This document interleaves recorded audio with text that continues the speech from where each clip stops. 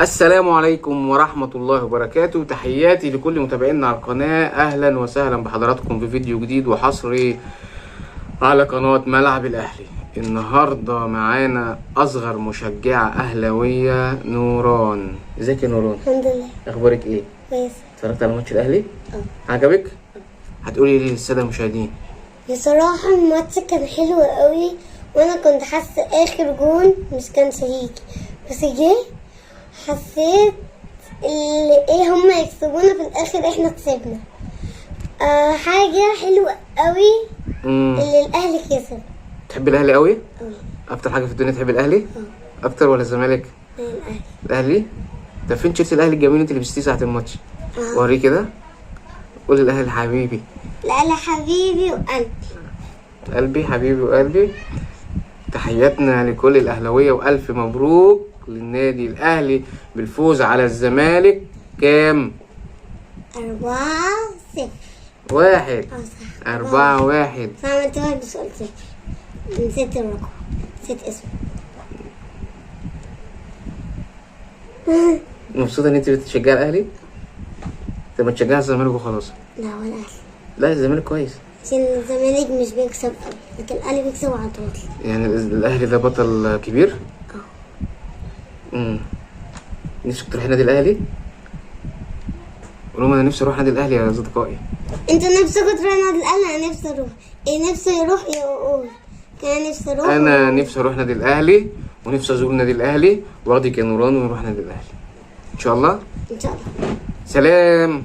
ليه؟ السلام عليكم ورحمة الله وبركاته. تحياتي لكل متابعينا على القناة، أهلا وسهلا بحضراتكم في فيديو جديد وحصري على قناة ملعب الأهلي. طبعا الناس كلها انتظرت ان في فيديو هينزل بعد مباراة القمة اللي هي الفوز المستحق على نادي الزمالك 4 أهداف مقابل هدف. بس بصراحة انا مرضيش انزل فيديو، قلت هقول فيه ايه اكتر من كل زمايلي اليوتيوبر على القنوات وقالوا.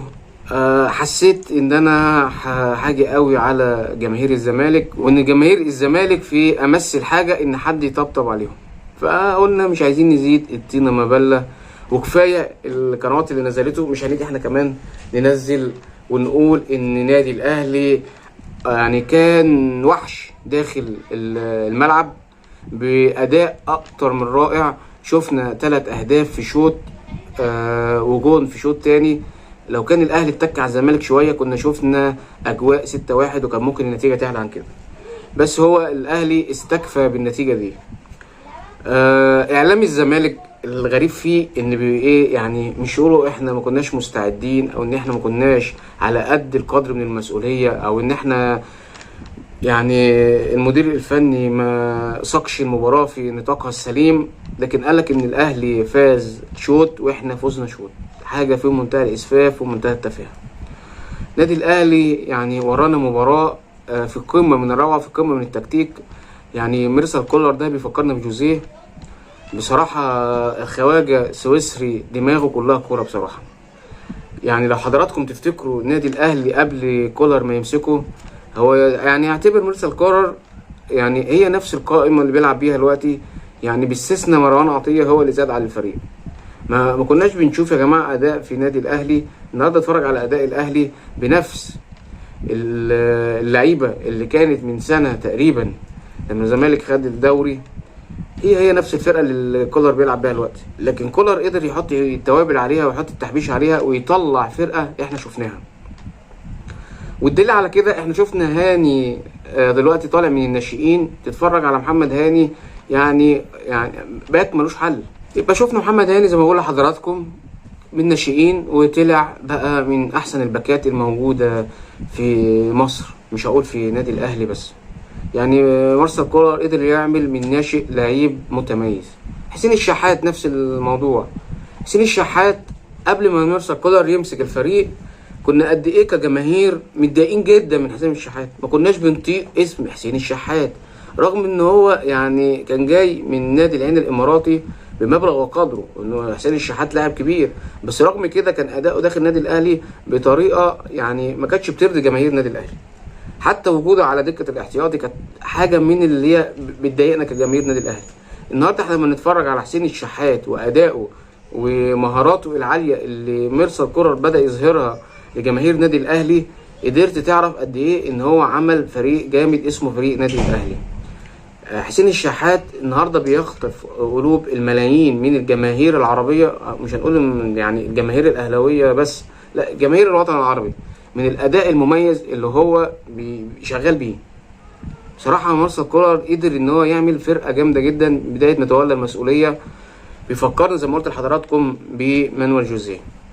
كريم فؤاد برضو احنا شفنا كريم فؤاد بديل لمعلول، وهنرجع برضو لعلي معلول. كتير مننا قالوا ان علي معلول خلاص الراجل كبر في السن، الراجل عجز، الراجل خلاص لازم نشوف له بديل.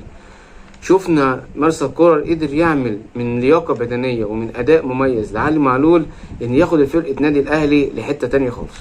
اللي انا شايفه مارسيل كولر من ساعه ما تولى المسؤوليه داخل نادي الاهلي بقت في روح معنويه كبيره بتضخ داخل الفريق. شايفين اداء مميز، مستوى بدني مختلف، روح بدنيه مختلفه. يعني بيفكرنا بايه، بروح الفانلة الحمراء اللي كنا بنتكلم فيها دايما. بصراحه يا جماعه نادي الاهلي النهارده بيعيش ازهى عصور. نسور النادي الاهلي تحلق دائما في اوقات احنا قلنا النادي الاهلي قد يمرض ولكن لا يموت. شفنا البطولات اللي حصل عليها النادي الاهلي الموسم ده، الله اكبر، 5 في عين اي زملكاوي. النهارده النادي الاهلي يحصل على معظم البطولات، يعني هو خلاص هو فاضل له الكاس ويبقى خلاص كده. متهيألي مفيش بطوله النادي الاهلي ما حصلش عليها المره دي. الغريب في الامر يعني رغم الفوز اللي تم من جانب نادي الاهلي على نادي الزمالك ب4 أهداف، الا ان نادي الاهلي بادارته الحكيمه ما بيتهاونش في اي حاجه يا جماعه، وده اللي بيميز نادي الاهلي عن اي فريق اخر. دايما بنقول ان النادي الاهلي عنده اداره حاسمه، عنده اداره لا تقبل القسم على 2 في اي تعامل. مفيش زي ما احنا بنقول كده باللغه العاميه، مفيش خيار وفقوس ما بين اي لاعب. حتى لو انت صاحب الفوز داخل النادي او ان انت اللي حققت الفوز الصريح للفرقه وعملت عمليه من الاخطاء داخل النادي، هيتم معاقبتك شكلا وموضوعا. انا ليه بقول الكلام ده؟ احنا شفنا اداء محمد عبد المنعم قد ايه كان جامد. محمد عبد المنعم سيرد باك ملوش حل داخل النادي الاهلي. محمد عبد المنعم من الناس المميزين جدا داخل النادي الاهلي. محمد عبد المنعم يعني هقول في محمد عبد المنعم ان هو مسمار داخل النادي الاهلي، ورغم كده رغم انفعاله على زملائه داخل الملعب، سيد عبد الحفيظ ما بيسميش على حد، ما بيسميش على حد ان لا انت اخطأت، انت تفاعلت وكان انفعالك زايد على زمايلك داخل المباراة، كانت في عقوبة هيتم نزولها على محمد عبد المنعم لسبب ان هو اتفاعل على زملائه داخل الملعب. ده يرجع نقول ان نادي الاهلي ما بيتهاونش يا جماعه، مفيش تهاون في اداره نادي الاهلي اتجاه اي لعيب اخطا، وده اللي بيميز نادي الاهلي عن اي فرقه اخرى. الاداره الحكيمه، الشغل داخل نادي الاهلي، منظومه، كيان نادي الاهلي، اداره مميزه ممثله في رئيس ناديها اللي هو كابتن محمود الخطيب، كابتن بيبو، ربنا يديله الصحه والعافيه باذن الله. مش عايز اطول على حضراتكم في موضوع قصه مباراة الأهلي والزمالك في القمة. كان في تعليق من المستشار الموسيقار أصغر مؤلف قانون في مصر، قال لك إن الأهلي فاز على الزمالك بحاجة واحدة. تخيلوا الموسيقار أصغر مؤلف قانون في مصر بيقول لك إن نادي الزمالك قدر إن هو نادي الأهلي قدر إن هو يكسب نادي الزمالك بحاجه واحده بس. طبعا مش هتقولي فنيات، هو طبعا هو ما يعرفش حاجه عن الفنيات. بيقول لك ان الاهلي كسب الزمالك بالجن بالعفاريت. مين يصدق الكلام ده يا جماعه؟ يعني احنا النهارده في سنه 23 ولسه في ناس بتصدق الكلام التافه ده. جن ايه اللي انت حضرتك بتتكلم عليه؟ لو كده ما كنا رحنا كاس العالم اقل حاجه. طب ما كنا رحنا كاس العالم. المغرب ذات نفسها يعني اللي هي اكتر دولة تفهم في الامور دي كانت راحت كاس العالم وخدت كاس العالم. لكن احنا بنلعب فكرة ايه؟ بص شوف العصفورة فين، علشان انسى اخطاء نادي الزمالك وانسى التدمير اللي حصل بالفعل داخل نادي الزمالك والمصيبة اللي حلت على نادي الزمالك النهاردة من مرتضى منصور وأبنائه. عزبة مرتضى منصور النهاردة، أمير مرتضى منصور ودى نادي الزمالك في سكة يعني ربنا وحده العالم بيها، من السمسرة على لعيبة داخل نادي الزمالك، وفتت اللعيبة داخل نادي الزمالك. فالنهاردة لما تيجي تكلمني على نادي الزمالك وتقول لي ان الزمالك خسر علشان خاطر الاهلي بيلعب بالجن ومش الجن والكلام الفاضي ده، يبقى معلش، يبقى انت النهارده بتلعب معايا لعبه بص على العصفوره عشان انسى كل المشاكل اللي داخل نادي الزمالك. هسمعكم كلام الشيخ رجب بحة، الشهير برجب بحة، اللي هو المستشار الموسيقار، اصغر مؤلف قانون في مصر. بيقول لك ان هو بيعمل اعمال لنادي الاهلي، وبيقول لك ان هو من الفيوم وقريب سيد عبد الحفيظ. يا راجل انت اذيت الراجل في اسمه، في بيته، في عياله، في كل حاجه. احنا ليه بنشهر بالناس واحنا ما عندناش اي معلومه؟ هسمعكم وحضراتكم هتقولوا الرد ايه. ثواني حضراتكم، خليكم معايا. وده كان رد رجب بحة على الموسيقار اصغر مؤلف قانون في مصر. راجل دولة يتكلم بالطريقه دي على الناس؟ ده انت ما بتقبلش في ولادك كلمه، ازاي تقبل على ولاد الناس الكلام؟ عيب الكلام يا سعاده المستشار. اتفضل يا حاج. سيادة المستشار غلط، لأن احنا المسجد وكلها توثق فيه وبنصلي وراه، حتى بقوم نصلي الفجر دلوقتي وهو بيصلي الإمام. دي شهادة بعد بعض الناس اللي هم الساكني جنب عم رجب بحة اللي المستشار مرتضى منصور اتكلم عليه. كان سهر لنفسه اتغنى يا سيدي. قول حاجه يا حاج. اتفضل يا حاج رجب، قول اي حاجه. قول يا حاج رجب. ده صوت الحاج رجب بحة اللي هيتكلم دلوقتي يا جماعة. انا رجب محمد شحاته. سيادة المستشار متهمني بالباطل ان انا بسحر. انا راجل امي وراجل لا بعرف لا اسحر ولا بعرف اعمل اي حاجه، وقسما بالله العظيم مره ثانيه ان انا ما بعرف اعمل الحاجه ديت. واللي بيعمل الحاجه دي اصلا بيبقى راجل مشرك بالله. والاشراك بالله ده اشراك يعني ربنا سبحانه وتعالى بيبقى نازع من قلبه الرحمه في الدنيا وفي الاخره. وانا راجل شغال بنا، عامل بايدي، عامل يعني شغال بنا، شغال ارزاق.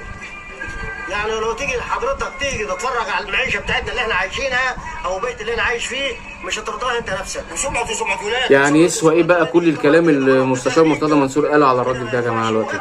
وحرام عليك لما تشوه سمعتي بالطريقه دي. ده راجل معاه عيال ومعاه اولاد ومعاه اسره، ازاي يشركوا معايا بنات ومعايا عيال برضه على وش جواز، ومعايا بنات على وش جواز. اتكلم انت، حرام لما تقول عليا بالطريقه دي. انا اقسم بالله ما بعرف اعمل الحاجه دي ولا اصلا. انا كنت بحافظ قران فعلا، حافظ قران حفظ. هو ده اللي خلى الزمالك يغلب 4-1. ما اعرفش. هو ده اللي خلى الواد امبارح كان بيقلش وبيجلي. لعبتك تعبان وشكرا. سحر الكوره فيها سحر. كان في السودان خدت كاس العالم. نفس الكلام اللي كنا بنقوله يا جماعه. سحر. صلح فرقتك انت الاول. سيادة المستشار احنا زملكاويه مش مقتنعين باي سحر وباي كلام خالص. كلام كله ده مفيش اي حاجه خالص. احنا زملكاويه وجامدين، مفيش اي حاجه خالص. سيبك من الكلام اللي انت بتقوله ده كله ده. واحنا بنطلع ننزل الفيديو ده ومع الراجل ده اللي هو ابن عمي، لو هنموت احنا برضه معاه. ومفيش اي حاجه من شغل الاصحاب وشغل اي حاجه. ده كله شغل كله اوانطه. شغل كله اوانطه. والفيديو ده منزلينه ولو هنموت كلنا برضه مفيش اي حاجه خالص من موضوع السحر. زي ما حضراتكم سمعتوا اعزائي المشاهدين، ده كلام عم رجب بحة بيرد فيه على المستشار مرتضى منصور ان هو اتهمه ان هو راجل بيعمل سحر وشعوذه. والراجل قالك ان انا راجل امي لا اجيد القراءه والكتابه نهائيا، وانا راجل عامل عادي.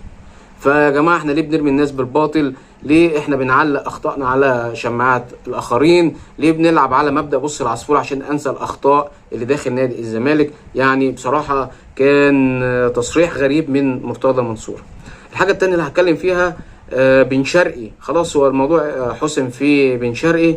في مصادر في نادي الزمالك قالت ان بن شرقي عايز يتعاقد مع نادي الزمالك. بن شرقي يا جماعه خلاص هو قال ان هو عايز يستقر في الخليج. قال عايز يستقر في الخليج. هو مش عايز خلاص هيلعب في اي نادي في مصر. ولا اهلي ولا زمالك. لحد وقتنا هذا لا هيلعب في اهلي ولا الزمالك. بن شرقي جاي له عروض كتير من بعد ما خلص في نادي الجزيره في ابو ظبي. قال لك انا جاي لي عروض من الامارات ومن السعوديه، بس العروض اللي هي جايه له في السعوديه بره خالص عن الهلال والنصر والاتحاد. يعني في عروض جايه لبن شرقي من السعوديه بس هي بره نادي النصر والاتحاد والهلال. نادي الجزيره خلاص هو بن شرقي بقى دلوقتي خلاص حر. كانوا نزلوا في تويتر تغريده على تويتر كانوا بيشكروا فيها بن شرقي. شكرا بن شرقي على كل ما قدمته لفخر ابو ظبي ونتمنى لك التوفيق فيما هو قادم. يبقى كده خلاص يا جماعه بن شرقي هيتمم مسيرته في الخليج بعيد عن اي انديه مصريه. معلش هو الفيديو طويل شويه بس هو مليء بالاحداث. الحاجه التانيه فيه بعض البلاغات تم تقديمها من اسامه حسني مقدم برنامج على قناه الاهلي وجمال جبر ضد احمد حسام ميدو، انه شايفين ان احمد حسام ميدو بيتجاوز في برنامجه على قناة المحور اللي هو برنامج رومنتادا، بينشر الفتنة والتعصب والإساءة. وده كان بلاغ مقدم من أسامة حسني وجمال جبر ضد أحمد حسام ميدو. وبكده يا جماعة نكون وصلنا لهذا الفيديو.